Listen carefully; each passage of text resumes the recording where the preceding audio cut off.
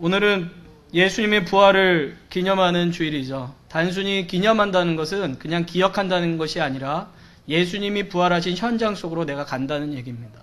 뿐만 아니라 그 부활하신 주님이 지금도 나와 함께 하신다는 이야기고, 그 부활하신 주님이 장차 하나님의 나라에서 나를 불러주실 것이라는 소망을 갖는 그런 기념입니다.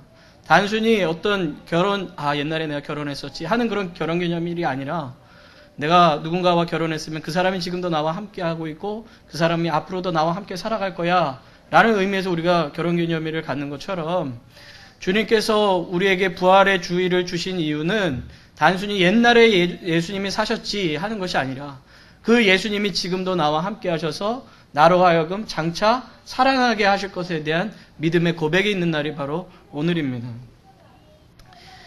그래서 우리는 사실 매 주일날 예배를 드려요. 안식일날 예배를 드리지 않고 예수님이 부활하신 날을 기념하고 우리가 그 부활의 소망을 갖기 때문에 주일날 예배를 드리면서, 주님 맞아요, 예수님이 우리를 위해서 부활하셨죠.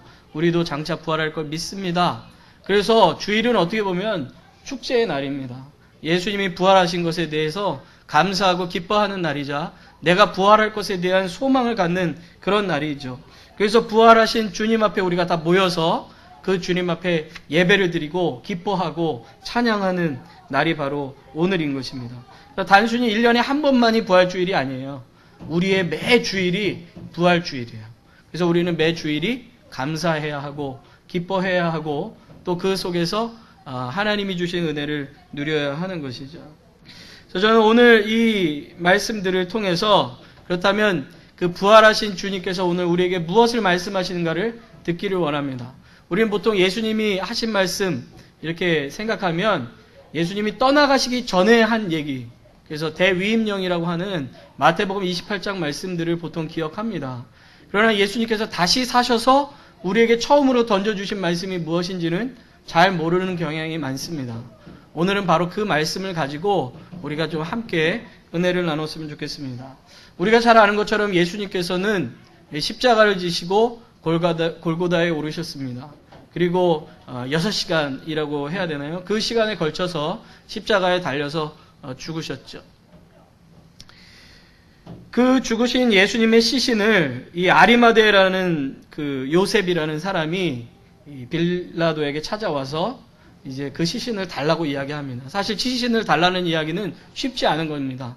왜냐하면 예수님의 죄목이 뭐냐면 반역죄이기 때문에 그래요. 유대인으로서는 신성 모독죄이고 로마인으로 따져서는 반역죄이기 때문에 그 어떤 것을 가서 이야기한다 해도 다 걸릴 수가 있습니다. 아, 너도 예수의 당이구나. 그럼 너도 반역했구나. 너도 신성 모독을 범했구나. 라고 얘기할 수 있기 때문에 그 누구 하나 쉽사리 가서 예수님의 시신을 달라고 얘기할 수가 없었습니다.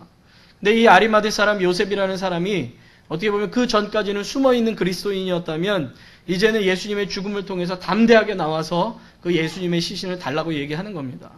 요한복음을 보면은 니고데모라는 사람도 같이 와서 예수님의 향품을 준비하여 예수님을 장례를 치냅니다. 그래서 유대의 율법에 의해서 예수님을 어떻게 보면 우리는 이제 땅을 파잖아요. 그렇죠? 땅을 파서 이렇게 무덤을 만드는데, 봉분을 만드는데 이스라엘 사람들은 이 산에다가 굴을 파가지고 그 안에다가 이제 시신을 안치하는 경우가 있는데, 예수님도 바로 그러한 법을 따라서 예수님을 새 굴에다가 시신을 묻고 그 앞에다가 돌로 막았다라고 성경에는 이야기하고 있습니다. 그걸 이제 막달라 마리아와 여러 여인들이 이제 지켜보고 있었고, 그 다음날이 안식일이었기 때문에 사람들이 그 자리를 계속 지킬 수가 없었습니다. 그리고 이제 안식 후 첫날, 우리가 얘기하는 주일날, 그날 이제 여인들이 예수님께 향품을 더 바르기 위해서인지, 향품을 그 옆에 두기 위해서인지 준비한 향품을 가지고 예수님의 무덤을 찾아갔습니다. 그런데 무덤이 닫혀 있어야 되는데, 이 돌로 인해서 이게 무덤이 잘 봉분되어 있어야 되는데 그 돌은 굴러가 있고 보니까 예수님의 시신이 보이지 않는 겁니다. 그러니까 이 여인들은 혹시 도굴당한 거 아닌가라는 생각이 들 정도였습니다. 그래서 이 막달라 마리아라는 여인이 이 베드로와 요한에게 가가지고 예수님이 시신이 없어졌다는 이야기를 하죠. 그러니까 베드로와 요한이 깜짝 놀라서 정말 예수님의 무덤이 있는 곳까지 달려 올라가 봤습니다. 그리고 신이 있어야 될 곳을 바라보니까 정말 그 굴속이 비어 있는 겁니다. 예수님께 입혀드렸던 세마포만 잘 곱게 이렇게 접어놓고 예수님의 시신이 보이지 않는 거예요. 제자들의 절망이라는 게 얼마나 컸을까요? 예수님이 돌아가신 것도 가슴 아픈데 예수님의 시신을 볼 수 없다는 것은 더 가슴 아픈 일이었는지도 모르겠습니다. 그리고 이제 제자들은 정말 힘을 잃고 자기가 있던 곳으로 다시 돌아갔는데 막달라 마리아는 그 자리에서 슬퍼하면서 눈물을 흘리죠. 그때 예수님을 만납니다. 부활하신 예수님. 그러니까 어떻게 보면 여러분 우리의 삶의 현장이라는 것이 다 사실은 눈물 나고 어렵고 힘들 때가 있지 않습니까? 그러나 그 자리를 지키고 눈물을 흘리는 자가 주님께 은혜를 받는 거예요. 도망가는 자가 은혜를 받는 것이 아니고 어떻게 보면 그 자리를 지키는 자. 그러니까 믿음이라는 것도 마찬가지입니다. 주님 앞에서 내게 맡겨진 자리를 지키는 것이 믿음이에요. 그 자리를 도망치는 것은 어떻게 보면 믿음이 좋다라고 얘기하기는 쉽지 않겠죠.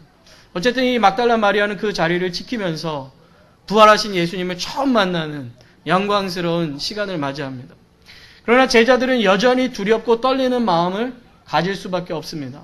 언제 유대인들이 와서 자기들을 잡아갈지도 모르기 때문에 한 곳에 모여 있었지만 문은 굳게 닫아둔 채로 자신들끼리 모여서 두려워 떨고 있었습니다. 근데 오늘 성경 보니까 바로 이 안식 후 첫날인 저녁 때에 제자들이 유대인들을 두려워하여 모여 있는 그곳, 문을 다 닫아둔 그곳에 예수님이 그 한가운데 서신 거예요. 깜짝 놀랐겠죠. 아마 귀신이라고 외쳤는지도 모르겠어요. 왜냐? 문을 닫아놨는데 예수님이 한가운데 계시니까요. 무섭지 않습니까? 문이 열려 있었고 예수님이 걸어 들어오셔서 나다라고 얘기한다면 그나마 이해가 되는데 죽으셨다고 믿은 분이 갑자기 한가운데에 딱 나타나시는 거예요. 제자들은 굉장히 두려워했을 것입니다. 그때 예수님께서 제일 먼저 하신 것이 무엇이었냐면 평강이 있을지어다 하시는 말씀이에요. 두려워 떨고 있던 자들. 예수님을 보고도 정말 귀신인지 아닌지 긴가민가 하고 있는 그 제자들에게 예수님이 제일 먼저 하신 말씀이 바로 평강이 있을지어다 하신 말씀이에요. 그래서 주님께서 우리에게 제일 먼저 주시고 싶은 게 뭐겠습니까? 평강이라는 거죠. 두려워 떨고 있을 우리에게 주님께서 주시고 싶으신 것은 평강이라는 거예요. 걱정과 근심 속에서 이 땅을 살아가는 우리에게 주님께서 주시고 싶은 것은 평강이라는 거죠. 그래서 평강이 있을지어다 라고 말씀하시면서 오늘 또 그 바로 뒤에 이어서 또 예수님께서 제자들에게 손과 옆구리를 보여주세요. 그러니까 제자들이 그걸 보고 이제 그나마 믿게 되면서 기뻐하게 된 겁니다. 다시 한번 예수님께서 말씀하실 때 뭐라고 말씀하세요? 너희에게 평강이 있을지어다 한 번 더 말씀하세요. 그리고 나서는 아버지께서 나를 보내신 것 같이 나도 너희를 보내노라 라고 말씀하시죠. 그리고 이 말씀을 하시고 나서 저희를 향하여 숨을 내쉬면서 또 말씀하시는데 뭐라고 말씀하십니까? 성령을 받으라. 우리에게 평강 주시는 주님께서 우리에게 또 한 가지 주시는 게 있어요. 그게 뭐라고요? 성령이라는 거죠. 우리가 진정한 평강을 누리는 것은 성령 안에 있을 때만 가능하기 때문에 주님께서 우리에게 성령을 받아라 라고 말씀하십니다. 그리고 성령 받은 자들에게 너희가 네 죄든지 사하면 사하여질 것이요 네 죄든지 그대로 두면 그대로 있으리라 하시니라 하시는 말씀을 하신 거죠. 이 말씀들이 이제 오늘 우리에게 어떻게 보면 제자들에게 찾아오셔서 제일 먼저 하신 첫 번째 대화의 내용들입니다. 저는 오늘 이 말씀을 가지고 여러분들과 몇 가지 이야기들을 함께 나누고 싶습니다. 아까도 말씀드린 것처럼 부활하신 주님이 제자들에게 제일 먼저 하신 말씀은 너희에게 평강이 있을지어다 하신 말씀입니다. 예수님은 그 말씀을 하시기 전에 한 번도 제자들에게 원망과 불평을 하지 않으셨습니다. 야, 너희들 어떻게 날 버리고 도망칠 수 있어? 이렇게 말씀하지 않았어요. 너희들 그렇게 나를 보고 주님이라며 그렇게 말씀하시지 않았다고요. 우리 같으면 어떻게 해요? 우리를 배신한 사람? 우리를 모른다고 얘기한 사람? 우리를 버리고 도망간 사람? 만나면 굉장히 욕부터 할지도 모르겠습니다. 근데 주님께서 그렇게 하시지 않았어요. 제자들에게. 먼저 그들이 가지고 있는 슬픔과 아픔을 아셨습니다. 그들이 두려워하고 있다는 것을 알고 계셨어요. 그래서 주님께서는 그들에게 제일 먼저 평강을 주셨습니다. 그런데 예수님께서는요, 십자가 지시기 전에도 제자들에게 말씀하실 때 이렇게 말씀하셨어요. 요한복음 14장 27절 말씀인데 예수님이 이제 유월절 전에 제자들과 식사를 하시면서 식사하시기 전에 이제 발 닦아 주시잖아요. 예수님이 제자들을 사랑하실 때 끝까지 사랑하셨다 그러면서 발 닦아 주시고 성찬식을 해 주시잖아요. 그리고 나서 바로 이 말씀을 하십니다. 요한복음 14장 27절 우리 같이 한번 읽겠습니다. 시작. 평안을 너희에게 끼치노니 곧 나의 평안을 너희에게 주노라. 내가 너희에게 주는 것은 세상이 주는 것 같이 아니하니라. 너희는 마음에 근심도 말고 두려워하지도 말라. 아멘. 예수님께서 십자가 지시기 전에 제자들에게 야, 나 이제 십자가 지러 갈 거야 라고 벌써 3차례나 얘기하셨고 그것을 기념하면서 식사까지 하니까 제자들이 얼마나 두려워하고 걱정했겠습니까? 예수님 죽으시면 진짜로 그 말처럼 되면 우리 어떻게 하지? 라는 걱정과 근심이 몰려들어오지 않았겠습니까? 그런데 그 제자들에게 예수님께서 제일 먼저 하신 말씀이 내가 너희에게 평안을 주는데 이 평안은 세상이 줄 수 없는 평안이라고 말씀하시는 거예요. 그렇기 때문에 너희는 두려워하지도 말고 근심도 하지 말라고 그렇게 주님께서 말씀하십니다. 그렇다면 예수님께서는 십자가 지시기 전에 걱정, 두려움 없으셨을까? 우리가 보면 아니라는 거 알잖아요. 그렇죠? 예수님도 기도하실 때 어떻게 기도해요? 아버지, 하실 수만 있다면 이 잔을 내게서 멀게 해주십시오. 그러나 아버지의 원대로 하십시오. 나의 원대로 하지 마십시오. 라고 땀이 피가 될 정도로 기도했다는 건 주님도 그 부분에 대해서 두려워하고 걱정했다는 얘기잖아요. 그렇죠? 어떻게 보면. 그러나 여기서 얘기하는 것은 단순히 닥쳐오는 그런 아픔에 대한 것이 아닙니다. 예수님께서는 이미 뭘 다 결정하셨다고요? 십자가 질 것을 다 결정하신 거예요. 그러나 그 부분들에 대해서 하나님 앞에 온전히 순종하길 원하는 그런 기도였던 것처럼 그리스도인이 이 땅에 믿음으로 살아갈 때 어려움이 없다는 얘기가 아닙니다. 힘듦이 없다는 게 아니에요. 예수님의 말씀대로 살아가는 게 쉽다는 얘기가 아닙니다. 용서하라라고 말씀하신 것처럼 정말 용서하는 게 그렇게 쉬운 게 아니잖아요. 지난번에 그 구역 예배를 드리다가 용서에 대한 이야기가 나왔습니다. 그러니까 다들 하시는 말씀이 내 눈앞에 그 사람이 있는데 어떻게 그게 쉽습니까? 라고 물어보면서 목사님 어떻게 해야 돼? 그렇게 물어보시더라고요. 저도 모르겠어요. 그랬어요. 솔직히 저도 모르겠어요. 왜냐하면 목회자도 미우는 사람이 없을까요? 네, 생깁니다. 네. 저 사람만 없었으면 하는 사람이 있을 수 있다는 거예요. 다 누구나 그런 것이 쉽지가 않습니다. 사랑한다는 건 어렵죠. 내 모든 것을 누군가에게 준다는 것은 너무나도 어려운 일입니다. 그러나 우리가 그 부분들이 주님 앞에 맡겨졌을 때 하나님께서 우리에게 주시는 뭔지 모를 그런 평안함이 있다라는 거예요. 세상이 주는 환경의 차이에서 오는 평안함이 아니라 하나님이 나와 함께 하신다는 절대적인 평안함이 있다는 거죠. 그것을 예수님께서 이야기하는 겁니다. 우리 가끔가다 영화에서 순교자들이 나올 때 어떻죠? 그 사람들을 보면서 굉장히 놀랍지 않습니까? 왠지 모를 그런 차분함이 그 사람들 앞에 있는 걸 보게 됩니다. 사람은요, 두려우면 차분해질 수가 없습니다. 들뜨게 되고 내가 하고 싶은 말도 못하게 되고 소리를 막 지르게 되는 것이 인간적인 현상이에요. 근데 놀랍게도 그 순교하시는 분들을 보시면 그런 부분들이 안 나오잖아요. 걱정이 없어서가 아닙니다. 두려움이 없기 때문도 아닙니다. 이런 장면을 그 다니엘서를 보면 잘 나와요. 다니엘서 3장을 보면 다니엘의 친구들이 하나냐, 미사엘, 아사랴라는 사람이 나옵니다. 이 사람들이 이 왕이 느부갓네살이라는 왕이 아주 커다란 우상을 섬기고 풍악이 울리면 다 거기 절하라 그래요. 마치 우리나라 옛날에 신사참배하라 그랬던 것처럼 풍악이 딱 울리면 다 절하라 그러는데 이 3명의 친구들은 절을 하지 않는 겁니다. 그러니까 사람들이 고발을 해가지고 잡힌 거예요. 그러니까 왕 앞에 나아갔습니다. 그랬더니 너희들 오늘이라도 절하면 내가 너 용서해 줄게. 그런데 이 사람들이 이렇게 얘기하는 겁니다. 왕이여, 우리가 섬기는 우리 하나님이 우리를 극렬히 타는 풀무 가운데서 능히 건져내시겠고 왕의 손에서도 건져내시리이다.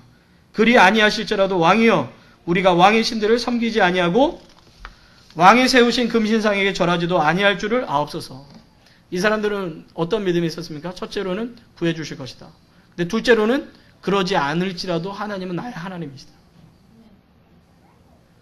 구해줄 거라는 믿음도 있었지만 만약에 하나님이 지금 이때에 나를 구원하시지 않더라도 하나님은 나의 하나님이라는 불변한 것이 불변하지 않는다는 거예요. 그 하나님은 나의 하나님이시고 그 하나님이 나의 영혼을 이끌어 주실 거라는 믿음이 이 사람들 안에 있었던 겁니다. 이게 순교자들에게도 마찬가지예요. 제자들에게도 이 평안함을 이야기하신 겁니다. 우리 그리스도인들이 받는 평안함은 이런 평안함이라는 거죠. 상황에 따라 변화되는, 기분이 좋았다 나빠졌다 하는 것이 아니라 하나님이 나의 하나님이시고 나의 반석이시고 산성이시고 요새이시고 나의 삶을 인도하시고 나를 위하여 자기의 아들까지 주신 하나님이시라면 그 하나님이 나를 인도하실 것이라는 확실한 믿음 때문에 생기는 평안함이라는 거죠. 예수님이 그 평강을 제자들에게 말씀하고 계시는 거예요. 그 평강을 지금도 두려워 떨고 있는 제자들에게 너희에게 평강이 있을지어다 라고 말씀하시는 거죠. 이것이 보통 유대인들이 이야기하는 샬롬이라는 겁니다. 하나님께서 우리에게 주시는 평안. 오늘 성경 말씀에 이 평강 얘기하신 다음에 바로 성령 받으라라는 이야기를 하십니다. 근데 이 말씀은 사실 지금 바로 말씀드린 요한복음 14장 27절 바로 앞에 26절에 사실 이렇게 나와요. 우리 26절 말씀을 같이 한번 읽어보겠습니다. 시작. 보혜사 곧 아버지께서 내 이름으로 보내실 성령 그가 너희에게 모든 것을 가르치시고 내가 너희에게 말한 모든 것을 생각나게 하시리라. 주님께서 먼저 성령을 얘기하시고 그 성령이 임한 자들에게 평강이 있을 것을 말씀하셨다는 거예요. 그렇기 때문에 오늘도 제자들에게 평강이 있을지어다 라고 말씀하시고 그 제자들에게 성령에 대해서 말씀하시는 겁니다. 우리가 얘기하는 성령이라는 말을 영어에서는 카운셀러라는 표현을 많이 씁니다. 이것을 헬라어로 하면 파라클레토스라는 말이에요. 헬라어는 잊어버리세요. 기억 안 하셔도 되는데. 다른 말로 하면 다른 사람을 위해서 인도하고 교육하고 변호하는 사람. 그 사람이 바로 성령이라는 거죠. 그러니까 성령님께서 이 땅에 오셔서 우리를 위해서 나중에 우리가 하나님 나라에 갔을 때도 우리의 죄를 위해서 그분이 변호해 주시고 우리의 연약함을 위해서 그분이 변호해 주시고 우리의 연약함을 돌봐주시고 뿐만 아니라 하나님의 말씀을 생각나게 하셔서 우리를 교육하셔서 우리가 하나님의 뜻대로 살아갈 수 있도록 이 땅 가운데 우리의 인도자가 되어주실 분이다 라고 예수님이 이야기하고 있는 거예요. 예수님은 하나님의 나라에 가시지만 그분이 성령님을 우리에게 보내주셔서 성령이 임한 각 사람은 성령의 인도하심과 보호하심과 돌보심 속에서 이 땅을 살아가게 되어 있다. 그렇기 때문에 너희들에게 평강이 있을 것이다 라고 주님께서 오늘 말씀하고 계신다는 거죠. 저는 오늘 이 자리에 모인 여러분에게 그 주님이 주시는 성령의 충만함과 그 성령의 충만함을 통한 평강이 임하게 되시길 바랍니다. 그래서 이 땅을 살아가시는 여러분의 한 걸음 한 걸음이 하나님의 돌보심과 보호하심 속에 있게 되시기를 축원합니다. 그리스도인이 이 땅에서 승리하는 삶을 살 수 있는 이유가 바로 여기 있는 거죠. 이미 승리하신 그 주님께서 우리에게 담대하라 말씀하시기 때문에 그분께서 모든 것을 승리하시고 우리의 삶을 죄와 사망의 모든 권세에서 건져내셔서 하나님 나라로 인도하시기 때문입니다. 그렇다면 주님께서 주시는 평안과 성령님이 인도하시는 삶을 사는 사람은 어떠한 삶을 살아야 하는가? 그것이 오늘 성경 바로 뒤에 나오고 있는 거죠. 그러니까 평강이 있을지어다라고 말씀하신 다음에 그 뒤에 뭐가 나왔다고요? 하나님께서 예수님을 보내주신 것처럼 예수님도 너희를 보낼 거다. 이렇게 말씀하세요. 그 얘기는 뭡니까? 성도는 교회에서 은혜 받는 것으로 끝나는 사람이 아니라는 거예요. 여러분들이 설교를 듣고 은혜 받았어요. 좋았어요. 그럼 거기서 끝나면 안 돼요. 어디로 가는 거예요 이제? 세상으로 가는 거예요. 세상이 어디입니까? 여러분들이 가정, 여러분들이 생업하는 곳, 학생이면 학교, 여러분들이 있는 그곳이 주님이 여러분을 보내주신 거예요. 그곳에서 여러분들은 평강 있는 자로 성령 충만한 자로 살아가야 되는 거예요. 주님이 여러분을 인도하신 자로 살아가게 되는 거예요.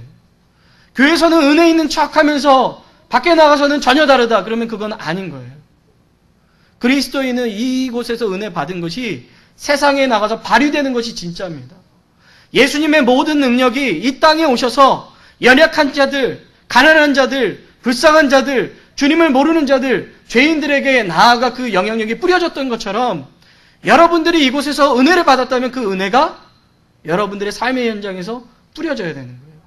여러분들이 받은 복이 있으면 그 복이 여러분의 삶의 현장에서 흘러서 다른 이들에게 적셔져야 되는 겁니다.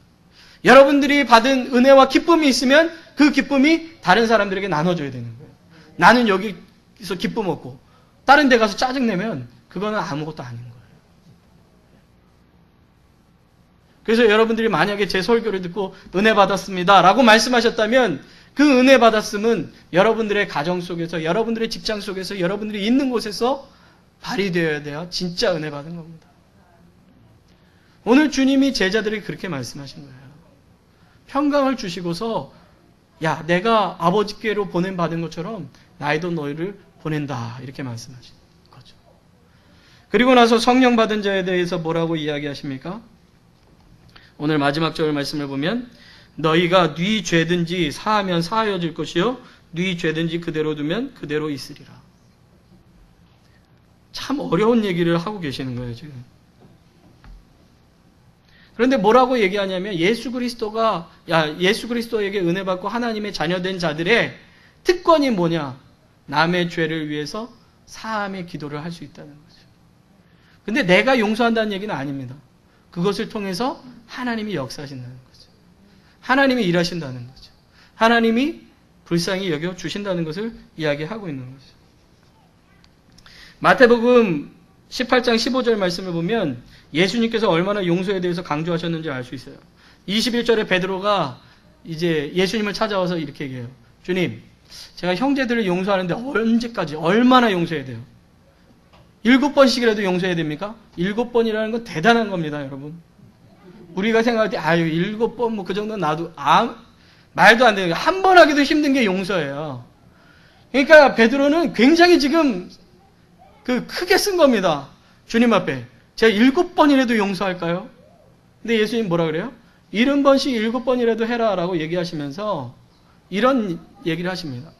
어떤 사람이 왕에게 빚을 졌습니다. 근데 그 빚이 얼마나 되냐면 1만 달란트라고 얘기합니다.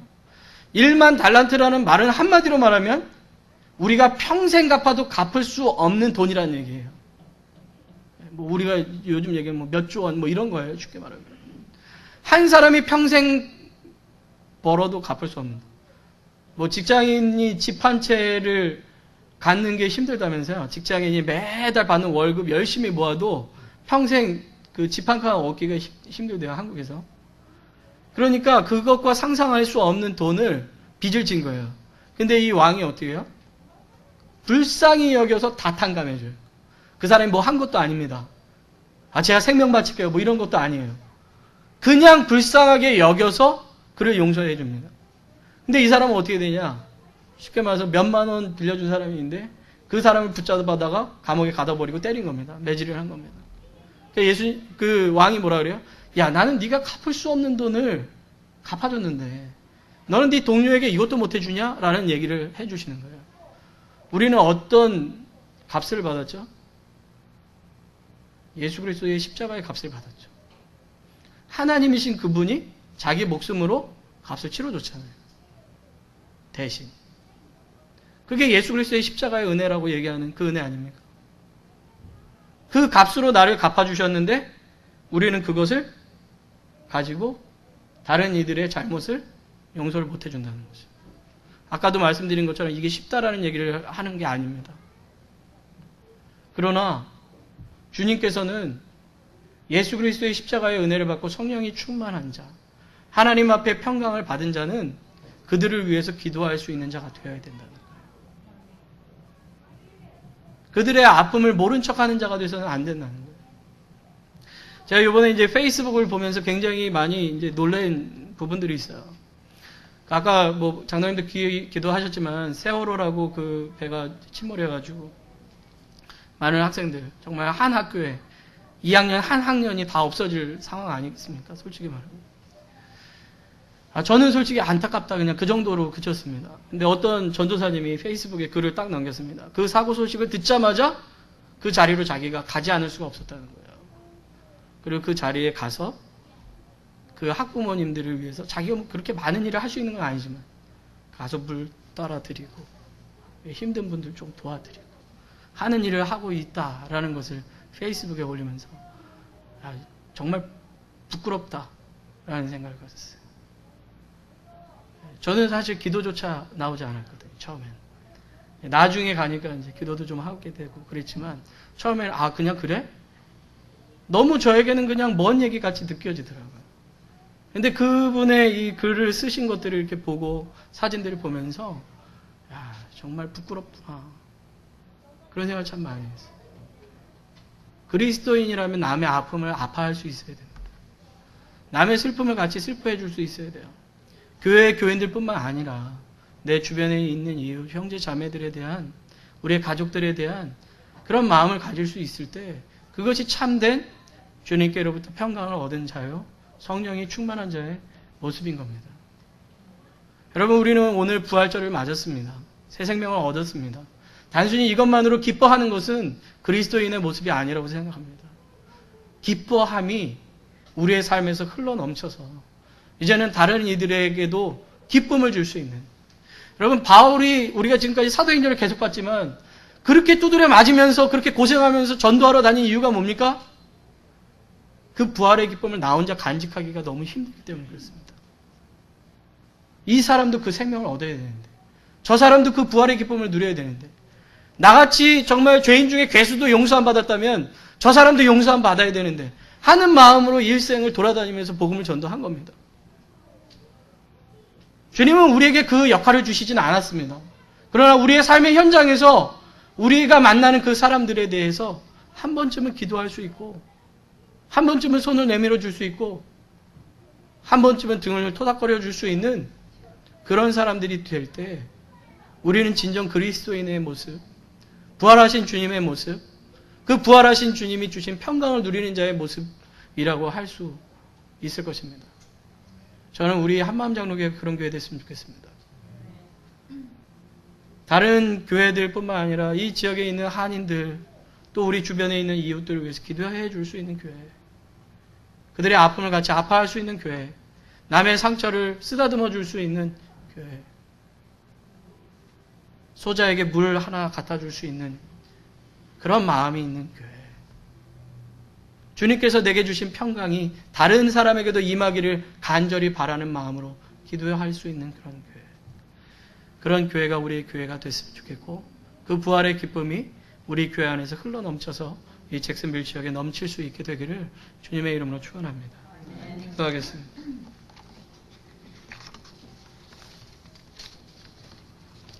참 좋으신 하나님 아버지, 감사합니다. 주님은 우리에게 이 땅에서 화목해 하는 직분을 주셨다고 말씀하십니다.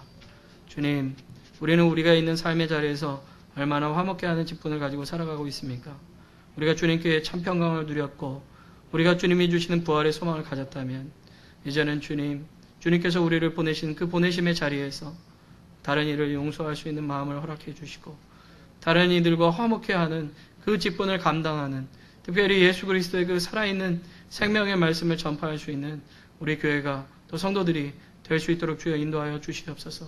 우리 가운데 주님 함께하여 주심을 믿고 감사하며 예수님의 이름으로 기도합나이다. 아멘.